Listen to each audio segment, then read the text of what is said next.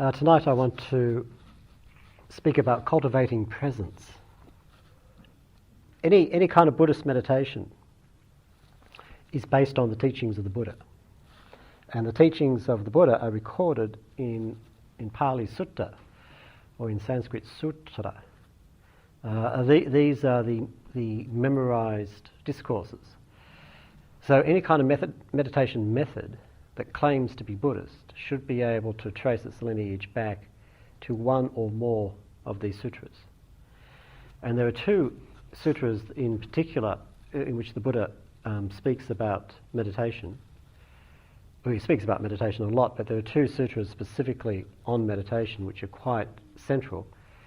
One is Anapanasati Sutta, the discourse on in and out breathing, and the other is Satipatthana Sutta, the discourse on the applications of mindfulness. And it's this second one which is the basis for what we're doing. So this morning when we talked about mindfulness and clear understanding, I read out a section from the sutra. Here, I'd just like to have a quick look at the opening and the closing sections of the Satipatthana Sutta, just to get a sense of what the project is about. The discourse begins, "This is how I heard it. Once the Blessed One was living among the Kurus at the market town of Kammasadhamma. The Blessed One addressed the bhikkhus. Bhikkhus, Bhante, they replied. The Blessed One said, this way, the four domains of mindfulness, is for the one purpose of purifying beings, overcoming sorrow and lamentation, destroying pain and grief, attaining the right path, and realizing nibbana. What are the four? Here a bhikkhu, surrendering desire and grief for the world, lives contemplating body as body, ardent, mindful, and clearly understanding. Surrendering desire and grief for the world, he lives contemplating feeling as feeling, ardent, mindful, and clearly understanding. Surrendering desire and grief for the world, he lives contemplating mind as mind, ardent, mindful, and clearly understanding. Surrendering desire and grief for the world, he lives contemplating phenomena as phenomena, ardent, mindful, and clearly understanding." So this is the opening section of the sutta where the Buddha basically lays out the basic instruction. It begins, "This is how I heard it." These are the famous opening words of all of the sutras. Evang me suttang, usually translated, "Thus have I heard." But the hearing bit is important. The reason why the sutras are so repetitious is because they were never written down. They were never meant to be read. They are products of an oral culture, and they are chants. They're performances. And so, of course, they have a lot of repetition, just like song has a lot of repetition. And so people trying to read them usually find that they have a hard time. They can be incredibly tedious to read. But they're meant to be performed. They're meant to be chanted. Here is how I heard it. The I here is the audience of the original teaching. It was first spoken by the Buddha, and then someone heard it, who in turn performed it, and somebody else heard it, and they performed it, and somebody else heard it, and they performed it, and somebody else heard it, and so on down through the centuries until tonight we're performing it. For the Buddha and his students, understanding or knowledge comes through the ear, not through the eye. For us it comes through the eye. We stare at screens. But in those days they listened to the human voice, and often what they were listening to was song. It's through song that information is passed. "This is how I heard it. Once the Blessed One was living among the Kurus at the market town of Kammasadhamma. The Blessed One addressed the bhikkhus." Now, bhikkhu here, a bhikkhu is a monk, a fully ordained monk. A fully ordained nun is a bhikkhuni. So this particular discourse is addressed to the monks, and most of them are. This does not mean that they're not addressed to us.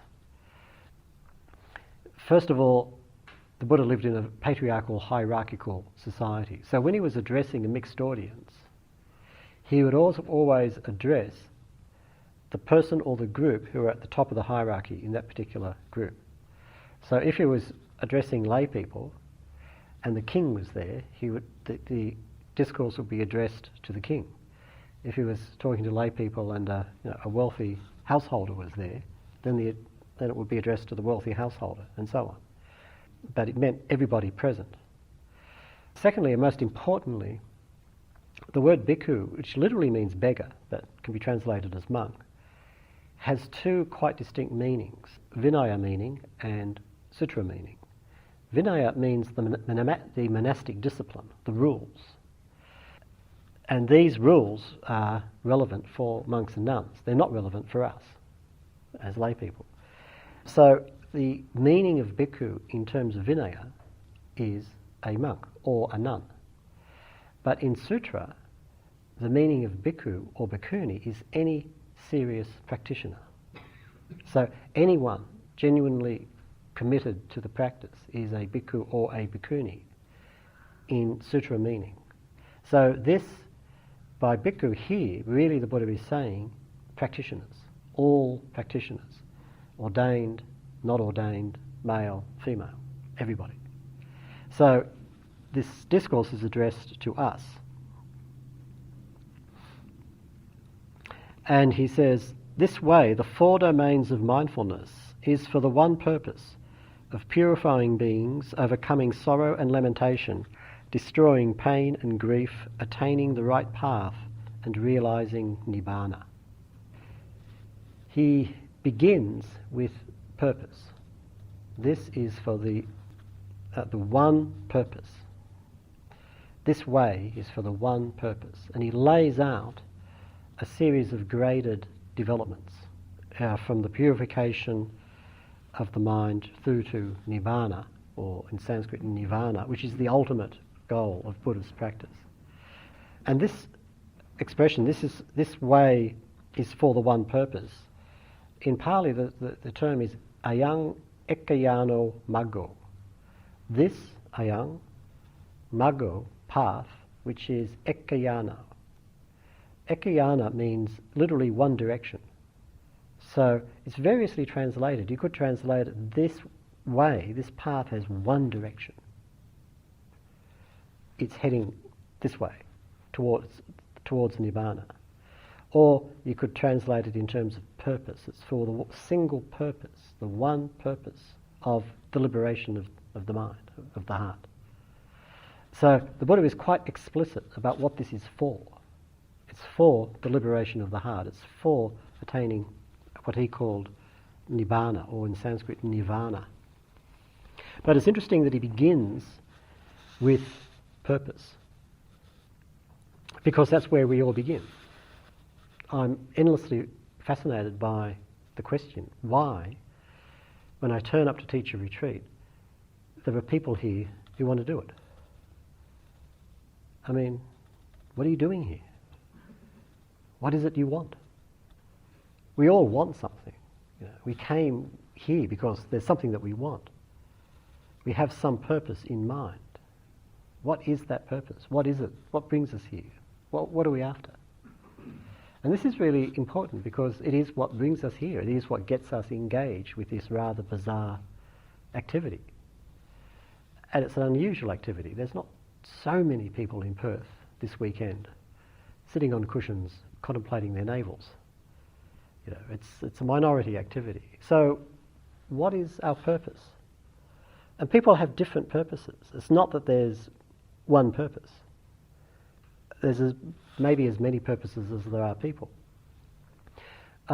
Broadly speaking, in this culture, I think most people begin a meditation practice because for reasons of physical or mental health.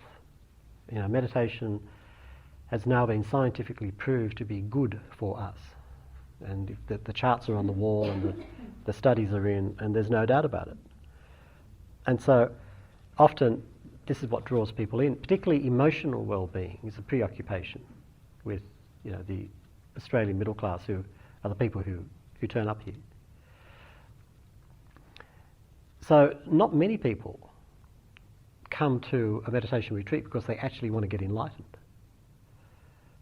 probably, I suspect, a minority of people sitting in this room are sitting in this room because they actually seriously want to get enlightened, whatever that means. And the other problem is, of course, we actually don't know what that means. I mean, we've got some ideas, but they're just ideas. Purpose or motivation is quite interesting. But all of us are motivated enough to start moving along a path in a certain direction. And it's this direction, I think, which is the most important aspect. This practice takes us somewhere. And we don't actually know where, because we're not there yet. But it's taking us somewhere. And we have a sense that wherever it is, it's better than where we are now. Or at least it's a desirable place to go to. We have a sense of direction and movement.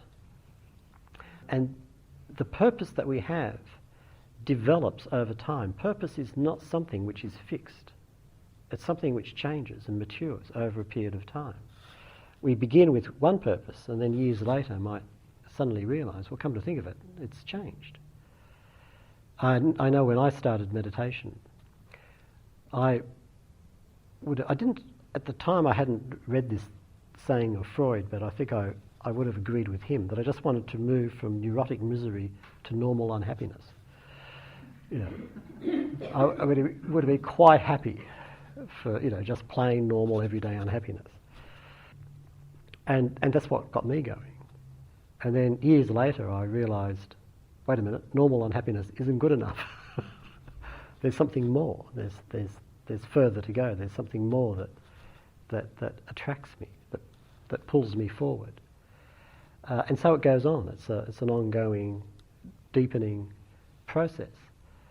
These days, if somebody asked me, I'd say, well, yeah, I'm going for enlightenment. But I'm not entirely sure what that means. I have a sense that it's an enormous project, and that it's a project which would take longer than this lifetime. So I guess it's a way of saying, well, I'm in it for the duration. There's this ongoing development, and I can see that it has endless possibilities. And I just want to keep going with it to see where it goes. So it's interesting to start with this whole issue of purpose. What are we doing here? What are we looking for? And the Buddha says, well, what it's about is nibbana, or in Sanskrit, nirvana. So maybe we should just briefly consider what this is, or what this might be. And of course, this is one of the most mysterious topics in Buddhist teachings, and one of the most obscure and esoteric. And all the different schools, all the different spiritual schools have different opinions about what it might be, or how you might tell whether you've got it or not. I find it fascinating the number of fully enlightened people there are cruising around these days. The number of enlightened teachers, that seems to be increasing every year. But I often wonder, what do they mean by enlightened? What is that? What are they actually claiming? Here, if we talk about nibbana, it's difficult to talk about because it's so outside the boundaries of normal human experience. The Buddha, when he speaks about it, which isn't very much, he talks about it in terms, he uses image, metaphor, poetry to talk about it. Sometimes he talks about it in terms of the going out of a fire. And this is quite an interesting image. If we think about a fire, first of all, how do we define a fire? Well, how do we say what kind of fire it is? Or what fire this is, or what fire that is? Well, a fire is defined by its fuel. What feeds it? If a fire is burning wood, then we say it's a wood fire. If it's burning the bush, then we say it's a bush fire. If it's burning gas, then we say it's a gas fire. The identity of a fire comes from its fuel. What is it that limits a fire? What is it that prevents a fire moving somewhere else. Again, it's its fuel, what feeds it. A fire is limited by its fuel. It can't go somewhere where there's no fuel. What does a fire cling to? When you strike a match and look at the flame, it's like the flame is dancing away, but it's like it's holding on to the match, clinging to it for dear life, which it is, because when there's no more match, there's no more fire. The Buddha talks about the relationship between fire and fuel, and in Pali, of course, there's a pun which we miss in English. In Pali, the word for fuel is upadana, and the word for clinging or attachment is upadana. If you listen to Buddhist teachings for any length of time, you hear about clinging and attachment as being a no-no. It's not good to cling, it's not good to be attached. And we have to get rid of our attachments and so on and so forth.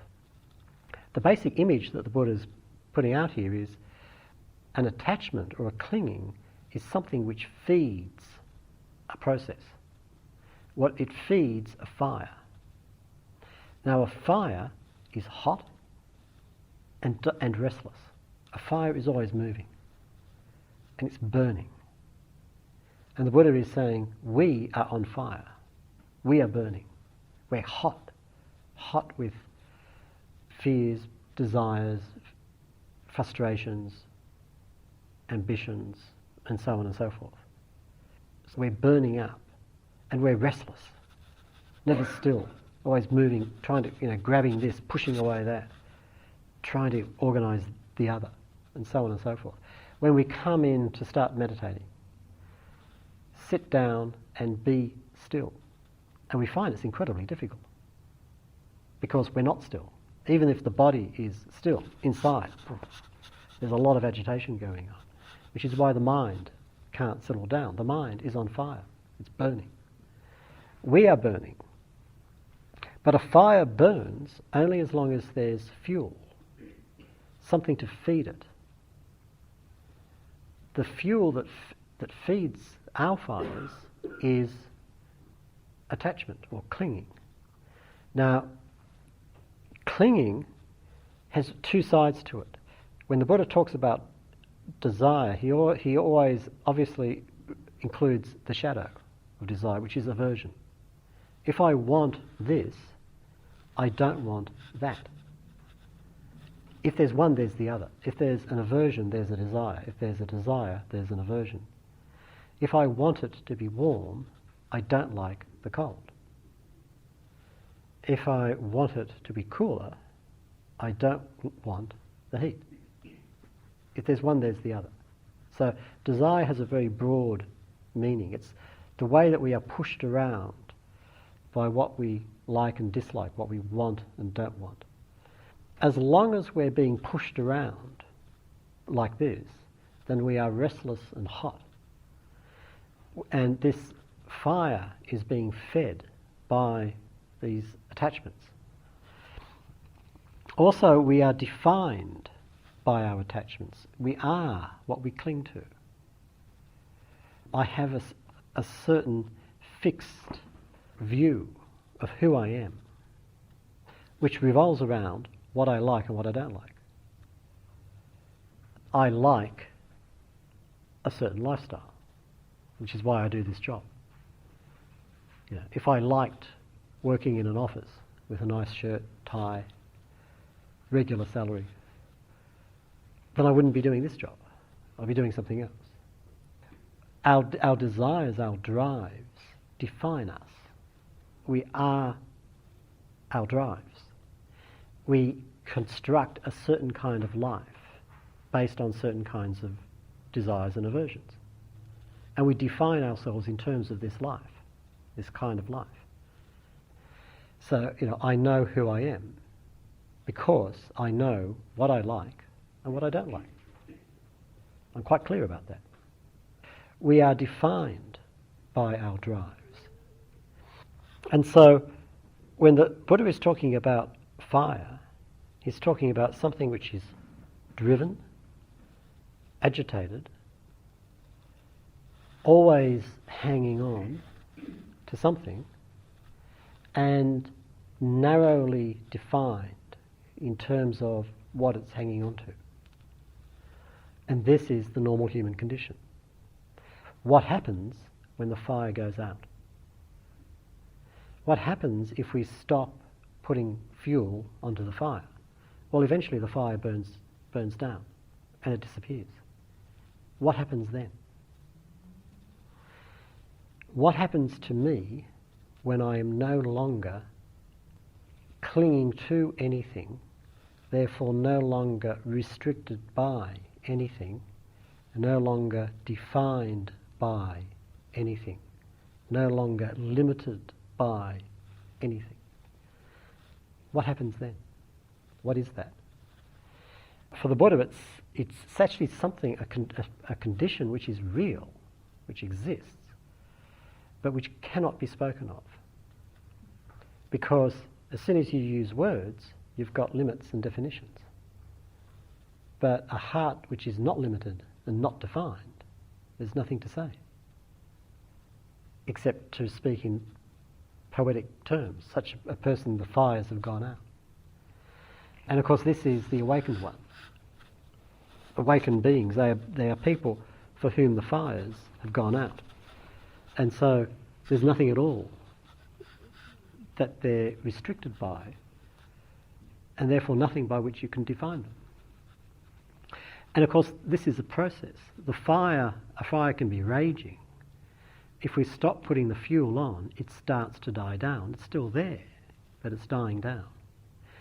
When we do this practice, and what we come up against when we practice are our fires, our internal fires burning. If we stop putting fuel on those fires, they start to burn down. They start to cool down. So the practice itself is a cooling down process. We learn simply to note, simply to be aware of these disturbances and obsessions, rather than identifying with them, and in identifying with them, tossing on more fuel. So a lot of the basic work that we're doing in this retreat has to do with cooling down. And it's a process. It goes on. It has a beginning and it just gets deeper and deeper and deeper. Gradually we cool down. The ultimate goal is for the fire to go out completely. But anywhere along this path, the fire is reducing. It is cooling. And we can tell in our lives, it's obvious, that this is what's happening.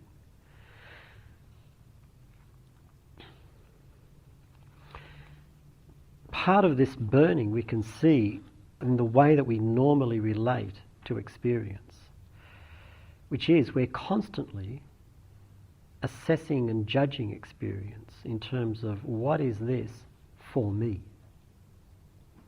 What do I get out of this?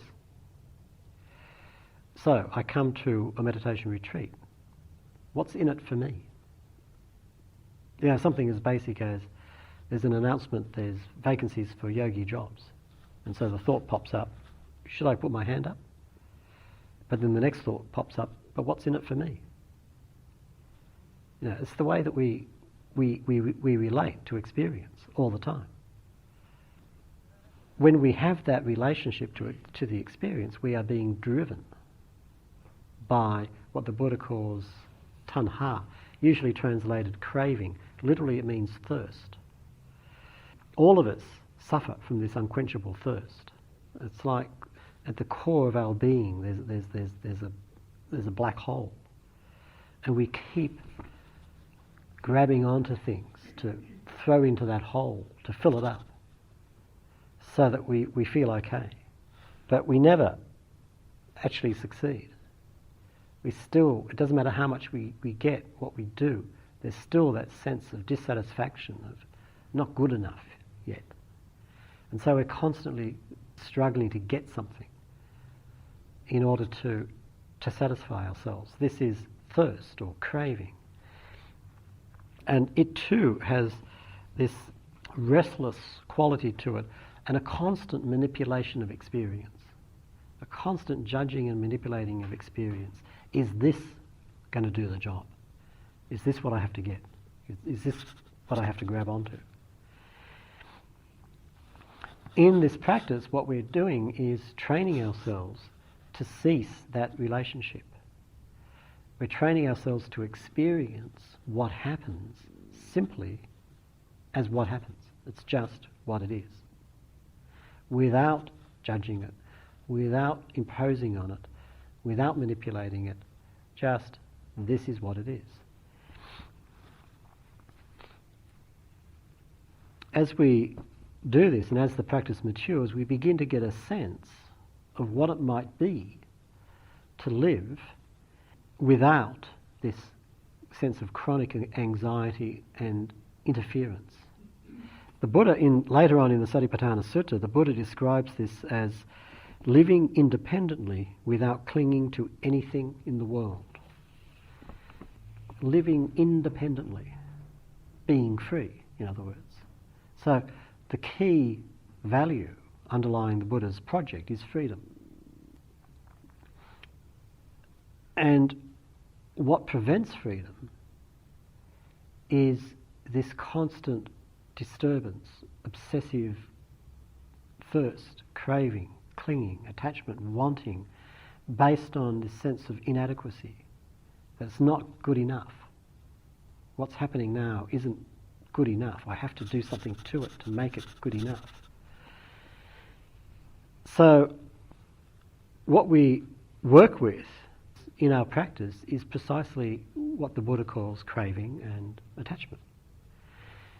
We sit down with the intention of being at ease in the body and the mind.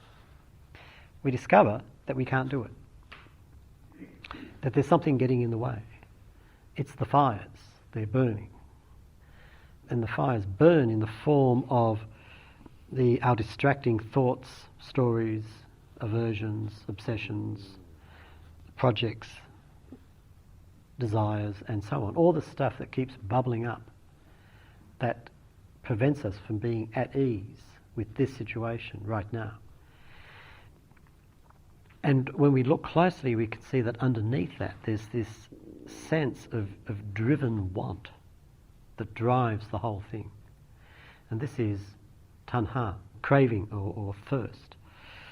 If we simply watch this whole process, if we don't react but simply be present to it, in that moment of presence when we're not chasing anything and we're not pushing anything away, in that moment we are not throwing fuel onto the fire.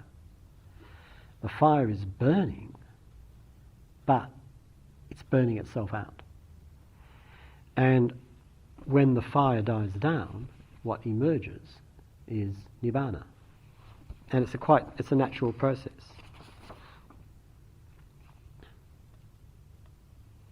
At the centre of the practice is the cultivation, as we spoke this morning, of what the Buddha calls sati. Sati, usually translated mindfulness. Sati, in its normal, everyday Pali meaning, means memory. And it's very interesting that the Buddha takes a word that means memory, turns it into a technical term, and puts it at the centre of his whole approach to meditation. So it's interesting to see, well, what is he on about? Why is he doing this? We can see what he's on about when we look at what happens when we are distracted and how we are distracted. We're meditating away, and suddenly we realise that we're not meditating, and we haven't meditated for a while. We're somewhere else. We're in the middle of this distraction. In other words, the distraction begins and we don't know that it's begun. Right? This is the normal experience. I'm meditating away, suddenly I slip into, say, thought, and I don't know that I've just slipped into thought. So there's a turning point. I'm with the meditation object, and I know that I'm with the meditation object, and then suddenly I slip away. But I don't know that I've slipped away. So what happened at that point? Well, what happens is that suddenly I forget. I forget my meditation object, or I forget that I'm meditating. And so I'm distracted, but I don't know that I'm distracted. And so that goes on for a while, and then at some point, suddenly, I know I'm distracted. Now, have you ever considered what a weird thing that is? Like, why is it suddenly I know that I'm distracted? What happened? Because a moment ago I didn't know. So why do I know now? Well, suddenly I remember, oh, I'm supposed to be meditating. So the opposite of awareness is forgetfulness. What we do is forget. And we forget constantly. We're ceaselessly forgetting. We are absent-minded in a very deep sense. Mindfulness is the act of remembering. But what we remember is not the past, but the present. We remember what is present. Right now, this is what I'm doing. This is what's happening. We remember to be present. Right now, I should be staying with the meditation object. The practice of mindfulness is about remembering, but remembering the present rather than the past. Mindfulness is an action, the action of remembering, and we're training our memories. But what we're training to remember is the present, not the past.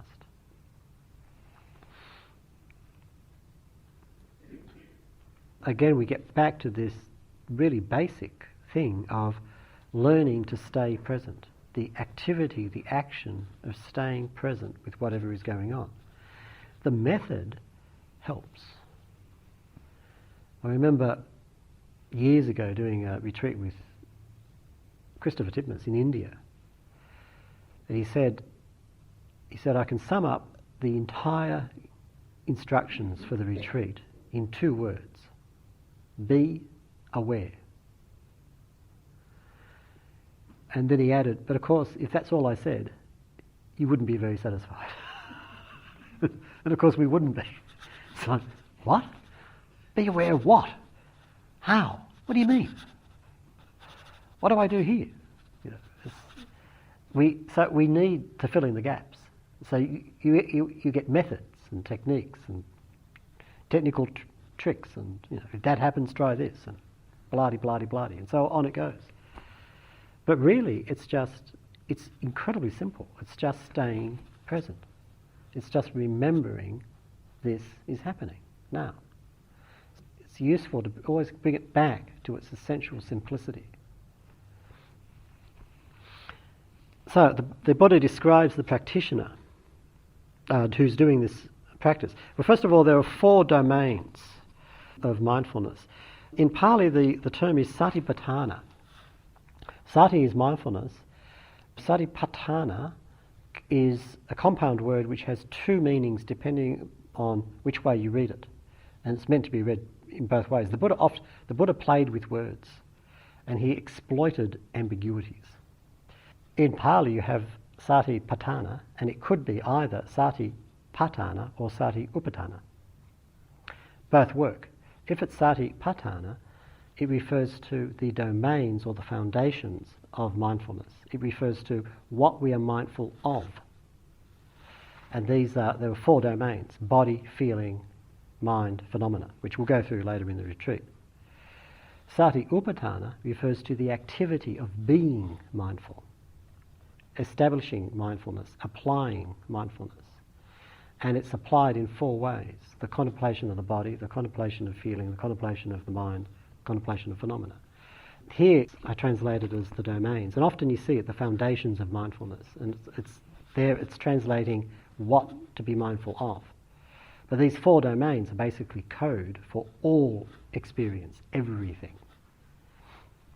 So the Buddha says, here the monk lives contemplating body as body, feeling as feeling, mind as mind, phenomena as phenomena. These are the four domains. But the activity is to contemplate X as X, to contemplate this as this. So just quickly have a look at what this means. The term translated to contemplate is in Pali anupassana, which means seeing along. Passana means seeing, and the prefix anu denotes along. So seeing along, okay? Tracking something, to track something, to follow it, to watch it over time. There's an implication of time here, to track something over a period of time. So to spend the 40 minutes tracking the primary object,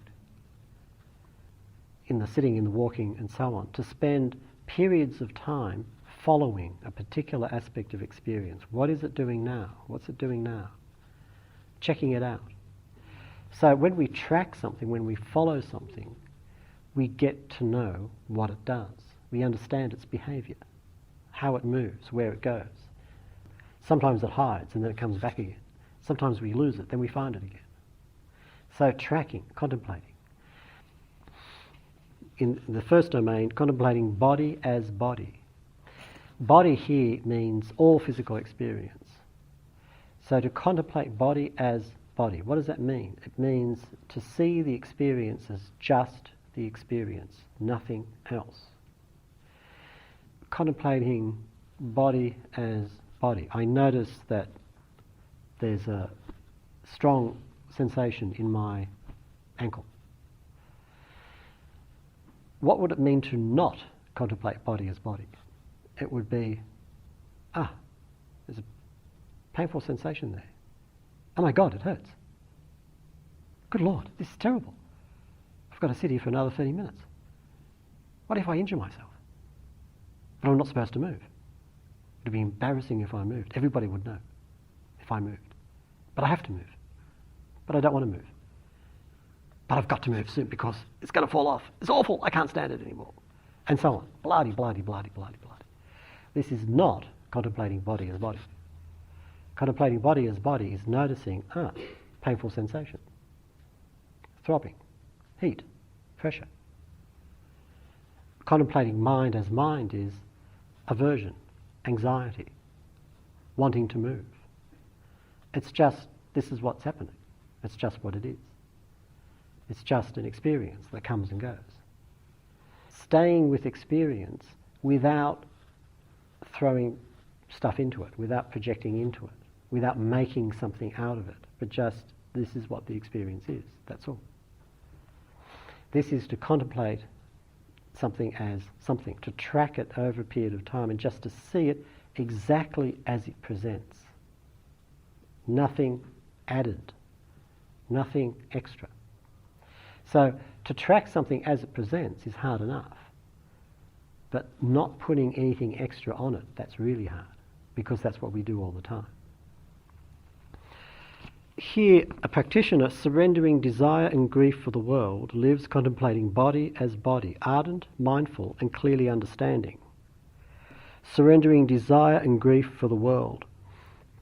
The word translated here as desire literally means leaning toward. It's a way of describing desire. We lean toward what it is that we want. So we're sitting here doing the meditation, but we find ourselves leaning towards something else. And of course, again, whenever there's desire, there's the shadow, aversion. So desire here includes, if there's desire, there's what the Buddha here calls grief. The rejection of experience. I can't handle this. This is too bad, too terrible, too painful. Surrendering desire and grief for the world. This refers to the ongoing process of letting go of our entanglements with the world of ourselves and the world outside. Thinking about the past, thinking about the future, wanting, not liking, planning, manipulating, and so on and so forth. So of course this happens. Of course we get pulled away all the time.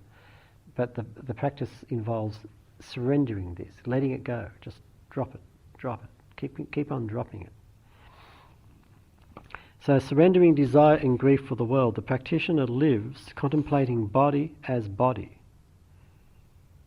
Now first of all, you notice how it begins with the body.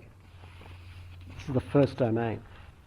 Body in the broad sense of all physical experience, everything that we see, hear, smell, taste and touch. Body in the narrow sense of tactile sensation. And body has two advantages as a meditation object. First of all, body is always now. It's always in the present. Whereas thought ranges through past and future. And secondly, body, particularly body in the narrow sense of tactile sensation, touch, is very clear. The tradition analyses the nature of physical experience. As all experience comes about through the sense object striking the sense organ. And the tradition says that the impact of sense object on sense organ in eye, ear, nose, tongue is like cotton striking cotton. It's relatively subtle. The impact of sense object hitting sense organ when it's touch hitting body is like a hammer striking an anvil. It's very strong and clear. And this is what makes it such a suitable meditation object. It's powerful, it's strong, it's clear, and it's always present. So we start with the body. And every time we come back to the body, we come back to the present, which is a big advantage. And to contemplate body as body is to be simply and radically present to physical experience without doing anything extra to it, or if we're doing something extra, being simply and radically present to the fact that we're doing something extra. We're practicing being present, and of course as soon as we do that we start to notice how much we are absent. Well, being simply and radically present to the fact that we're absent. We can be present to anything, including the absence of presence. It's, again, very simple, but very sophisticated. Just being present to whatever is happening. The fires are burning, but we're just present for them. And notice the Buddha says she lives contemplating body as body. What this is getting at is making it a habit. The Buddha, when the Buddha's talking about meditation attainments, he talks about the meditator attaining something and then living or dwelling in it. To attain something means to stumble into something briefly. And we've all had that experience. You know, we're meditating away and suddenly, bingo, got it, fantastic. So I finally got it worked out. So simple and so obvious. And so that sitting ends and the bell goes and I know that I could sit here for another hour, but what the hell, I'll get up and have dinner. Come back thinking, right, this is it. Now I've got it figured out. And then we start to meditate and the mind's all over the place. Can't do it. This is a very common kind of experience. So it's like we attain something, but we're not living there yet. It's not a new habit. But to live contemplating body as body means to make it an ongoing project. We make it our habit to stay with experience, whatever it is. She lives contemplating body as body, ardent.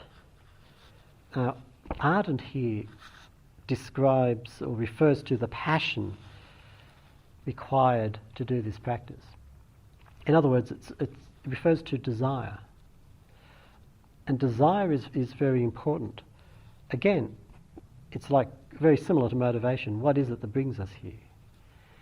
How passionate are we about this, about this project?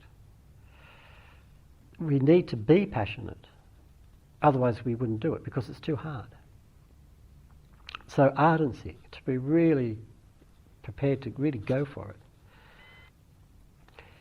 sometimes we don't feel like this at all. Sometimes we feel anything but ardent. But ardency is not really a feeling. It goes deeper than feeling. We keep coming back year after year. Even though we know it's a struggle. Even though we know, okay, when I started meditation, 10 years ago, I had all these ideas that all this would happen, but it hasn't happened yet. But still, I keep coming back. Give it another bash. Try again. Well, what's driving that? It's ardency. I might not be feeling all that ardent, but it's obviously there, because otherwise I wouldn't keep slogging away. So ardence goes deeper than a feeling. Sometimes the Buddha talks about Dhamma raga, Dhamma nandi. Raga is usually sometimes translated lust, sometimes translated passion. Here lust doesn't quite fit because it's Dharma lust for the Dharma. It doesn't quite work, does it? But passion for the Dharma. The Dharma here means that which is true, that which is real, that which is ultimately valuable. To have a passion for that. And nandi means delight. Delight is the satisfaction that comes from experiencing it. Passion for what is real, what is true, and delight in it when we get there, when we touch upon that. We might do a retreat, for example, and have moments when we feel whatever this is, whatever this experience is, at least it's real. It's not just the usual superficial blah-de, blah-de, blah-de. At least it's real. And there's a delight in that. It might be incredibly simple. It might be just sitting on a seat in the garden looking at the tree, or just walking down a corridor. But really just walking down a corridor. And there's a delight in it. This is Dhamma nandi, the delight in the Dharma. And it's this passion and delight which takes us along this path, the satisfaction that comes from doing this. So she lives contemplating body as body, ardent, mindful and clearly understanding. And we talked this morning about mindfulness and clear understanding. Mindfulness essentially is presence. Clear understanding is the intelligence associated with presence. We stay present and we develop a wisdom and understanding. But part of the deal is to stay intelligently present. It involves bringing intelligence to our practice of presence. So learning how to do it, in other words. It's important that we don't just, as meditation students, don't simply faithfully and loyally obey orders. Although not, in my experience, Australian meditators don't do that very much anyway, but still. Often we have this attitude that, okay, here's the method and I just have to mechanically reproduce it. Meditation is a skill. It's a very subtle and sophisticated skill. And we can only learn it if we start to take responsibility for what we're doing. And so being intelligently present is in part to really be monitoring, well, what's going on? How's it working? How is it not working? That was a good sitting. What characterized that one? What was I doing then? That was a bad sitting. Well, what was going on there? And what can I do about that? And so on. It's like developing a skill, learning that balance of the body and the mind. And it comes with time, but it's not just reproducing someone else's instruction, something from outside, but making a discovery within ourselves of, how does it work? What's going on?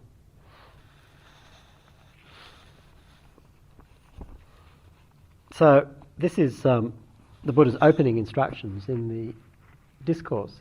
And then he ends the discourse.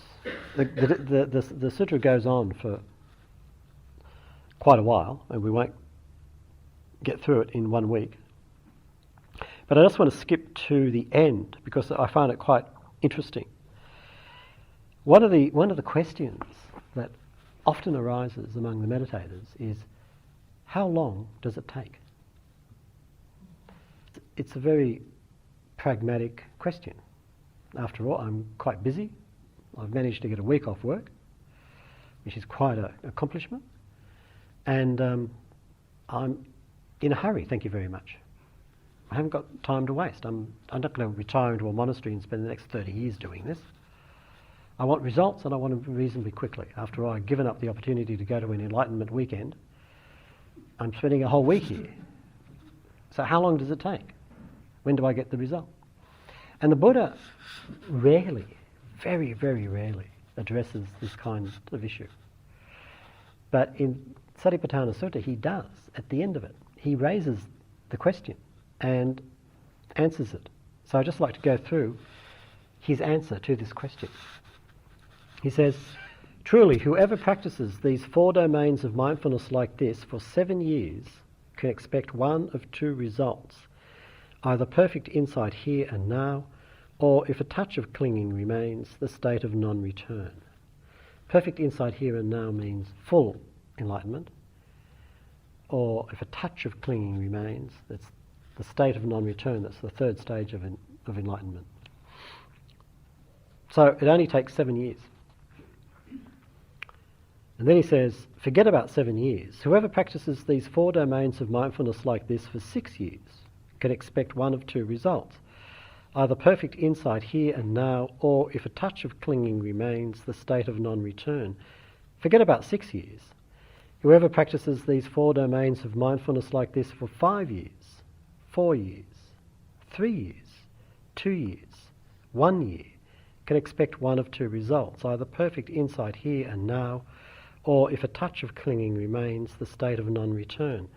Forget about 1 year. Whoever practices these 4 domains of mindfulness like this for 7 months, 6 months, 5 months, 2 weeks, can expect one of 2 results, either perfect insight here and now, or if a touch of clinging remains, the state of non-return. Forget about 2 weeks. Whoever practices these 4 domains of mindfulness like this for 7 days can expect one of 2 results, either perfect insight here and now, or if a touch of clinging remains, the state of non-return. This is why it is said, this way, the 4 domains of mindfulness, is for the one purpose of purifying beings, overcoming sorrow and lamentation, destroying pain and grief, attaining the right path, and realizing Nibbana. So the Buddha begins the bidding at 7 years and then progressively reduces it to 7 days. And you get the feeling that he could have kept going down. The number 7 is very interesting. It's symbolic of completion. 7 indicates a complete cycle. You notice how he goes from 7 years down to 1 year and then begins at 7 months, not 11 months, which you would expect. Because again, 7, it's a complete cycle. So a complete cycle of years, a complete cycle of months, a complete cycle of days. But you get the sense that he could have gone from 7 days down to 7 minutes, and from 7 minutes down to 7 seconds. Whoever practices these 4 domains of mindfulness like this for 7 seconds. Is there anyone here who can guarantee they've been continuously mindful for 7 seconds with no break? It's quite a powerful experience if you can do it for 7 seconds. Much less for 7 minutes, much less of 7 hours, much less 7 days. It's extraordinarily powerful. But getting back to the question of time, I think what the Buddha is saying here is that time is not the issue. We think in terms of time. We calculate in terms of time. And we miss the point. It's not a question of time. It's a question of intimacy, of being intimate with the experience as it is right now. Time is just a concept that we project onto experience in order to separate ourselves from intimacy. When I'm sitting here thinking of the clock, am I intimate with the experience? No. When I'm intimate with the experience, do I have any conception of how long this is lasting? No, I don't. I'm just with it. It's not a question of time. It's a question of intimacy. It's a question of being intimate with this experience right now. It's very easy to say, but it's very difficult to do. It's astonishing how much energy we spend resisting what's going on right now. But when we get a taste of it, when we get a taste of what it means to be intimate with present experience, that's when we get that nandi, that delight. And we recognize that this is something worth developing. This is something worth cultivating.